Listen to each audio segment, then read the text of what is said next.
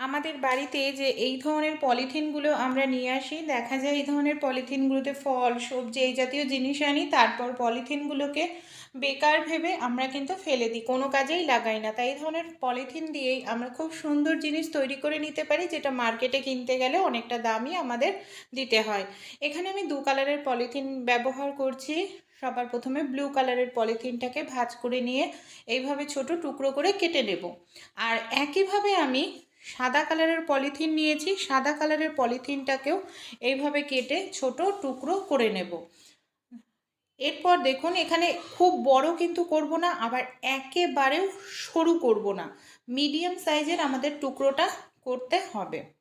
টুকরো করার পর পলিথিনের এই টুকরোগুলোকে দেখুন একটার উপর একটা রেখে ভেতর থেকে এইভাবে বের করলেই একটি গিঁট মতো তৈরি হয়ে যায়।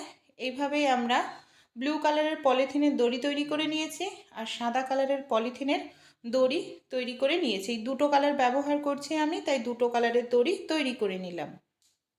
আমাদের বাড়িতে এই ধরনের যে কন্টেনারগুলো আমরা নিয়ে আসি, যেটা হয়তো নষ্ট হয়ে গেছে, ব্যবহার করি না, এই ধরনের কন্টেনার নিতে পারেন। আপনারা চাইলে যে 2 লিটারের বড় জলের বোতল বা 5 লিটারের জলের বোতল, সেটাও নিচের অংশ কেটে নিতে পারেন। কন্টেনারের নিচের দিকটা এই দেখুন আমি এখানে আলাদা করে নিয়েছি, দেখতে পাচ্ছেন এই যে। এবার কি করব, অমিশ্রণ রয়েছে, এর জন্য আমি কাঁচি ব্যবহার করছি। কাঁচির সাহায্যে একইভাবে সমান করে আমাদের রাউন্ড করে এটাকে কেটে নিতে হবে, যাতে মিশ্রণটা মানে জিনিসটা একদম সমান হয়, এবড়ো খেবড়ো না থাকে। এইভাবে দেখুন একদম প্লেন করে আমি সমান করে এখানে কন্টেনারটাকে কেটে নিচ্ছি। এইভাবে পুরো কেটে নেওয়া হয়ে গেছে, একদম প্লেন হয়ে গেছে ওপরটা। এবার কি করব, 1 ইঞ্চি মতো আপনারা চাইলে মেজারমেন্ট করে নিতে পারেন। 1 ইঞ্চি করে গ্যাপ দিয়ে আমাদের এইভাবে কেটে নিতে হবে। অতিরিক্ত বড় করলে কিন্তু ভালো লাগবে না কাটিংটা, আবার অতিরিক্ত ছোট না। আর নিচের অংশটাকে জোড়া রাখবো, শুধু সাইডের যে পাশগুলো আছে সেইগুলো এইভাবে, এই দেখুন এই যে এইভাবে কেটে নিচ্ছি 1 ইঞ্চি মতো গ্যাপ দিয়ে দিয়ে। পুরো কন্টেনারটাকে এইভাবে আমি 1 ইঞ্চি গ্যাপ দিয়ে দিয়ে কেটে নেব। নিচের অংশটা যাতে জোড়া থাকে, এই জিনিসটা অবশ্যই খেয়াল রাখতে হবে। দেখুন এইভাবে আমি কিন্তু পুরোটাই কেটে রেডি করে নিলাম। এবার আমরা যে পলিথিনের দড়িগুলো তৈরি করেছিলাম, সেই পলিথিনের দড়ি আমাদের নিয়ে নিতে হবে। এখানে কি করব, সবার প্রথমে ব্লু বা সাদা যে কালারের নিতে চান সেটাই নিয়ে নেবেন। আমি এখানে ব্লু কালার নিচ্ছি। সবার প্রথমে এইভাবে দড়িটাকে একটা পাশের মধ্যে এভাবে ঢুকিয়ে দেব। এর উপরে সাদা কালারের যে পলিথিনের দড়িটা রেডি করে রেখেছি, সাদা কালারের পলিথিনের দড়িটাও আমাদের ঢুকিয়ে দিতে হবে।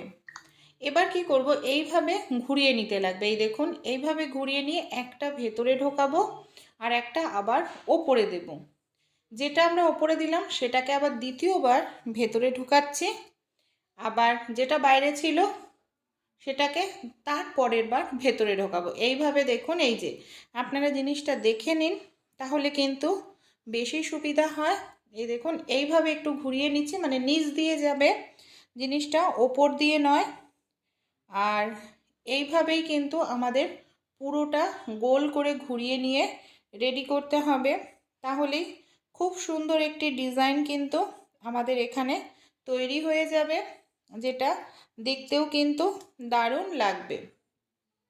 এই দেখুন এইভাবে একটা ওপরে একটা ভেতরে আমি এখানে রেডি করে নিচ্ছি।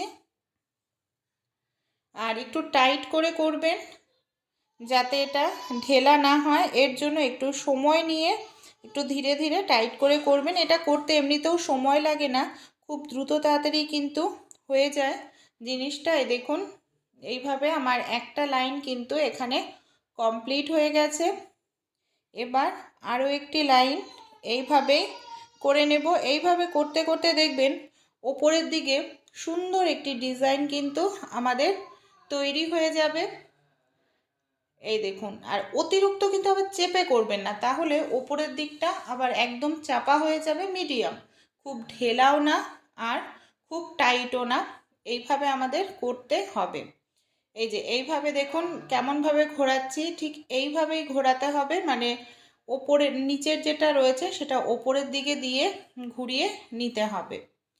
এইভাবেই কিন্তু আমাদের দুটো লাইন কমপ্লিট হয়ে গেছে। আর ধীরে ধীরে আমি পুরোটাই এইভাবে কমপ্লিট করে নেব। তারপর কিভাবে এটাকে আমরা খুব সুন্দর একটি বাস্কেটের তৈরি করে নিতে পারি দুটো চুড়ির সাহায্যেই দেখাবো। এই দেখুন এখানে আমার অনেকটা অংশ রেডি হয়ে গেছে, আর সামান্য একটু অংশ বাকি আছে, সেটাকেও আমি এইভাবে কভার করে নিচ্ছি। আর দেখুন যতটা বোনা হচ্ছে ধীরে ধীরে কত সুন্দর একটি ডিজাইন কিন্তু আমাদের এখানে তৈরি হয়ে যাচ্ছে। আর এটা দেখার পর আপনারাও কিন্তু এইভাবে তৈরি করে আপনাদের রান্নাঘরে, আপনাদের ডাইনিং টেবিলে, এমনকি শোকেসে ব্যবহার করতে পারবেন। এটা যে কোনো জায়গায় ব্যবহার করলেই সেই জায়গাটার সৌন্দর্য কিন্তু অনেকটাই বাড়িয়ে দিতে সাহায্য করে। আর দেখুন এটা তৈরি করার জন্য আমাদের কিন্তু কোনো রকম টাকা পয়সায় খরচা করার প্রয়োজন কিন্তু পড়ছে না। ফেলে দেওয়া জিনিস দিয়েই দেখুন তৈরি হয়ে যাচ্ছে। এখানে দেখুন আমি পুরোটাই এইভাবে বুনে নিয়েছি, কতটা সুন্দর লাগছে। সামান্য পরিমাণ যে বাড়তি অংশ রয়েছে যখন শেষ হয়ে যাবে সেটাকে কি করব, কোনো কিছু সরু কিছু নিয়ে নিন, আর ভেতরের দিকটা আমাদের ঢুকিয়ে দিতে লাগবে। আমি এখানে কাঁচির মাথাটা নিয়ে নেব।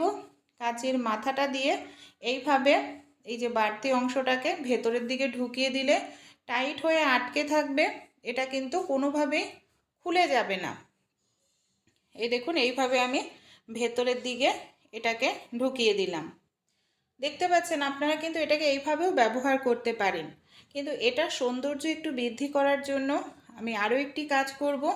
আপনারা চাইলে এটা কাটার সময় যে ওপরের আংটাটা ছিল, যেটা ওপরেরটা কেটে আমরা বাদ দিয়ে দিয়েছি, সেটাকে নিয়ে নিতে পারেন। এই যে এটাকে নিয়ে আপনারা দুটো গোল মতো করে চুড়ির মতো করতে পারেন, সেটাও ভালো লাগবে।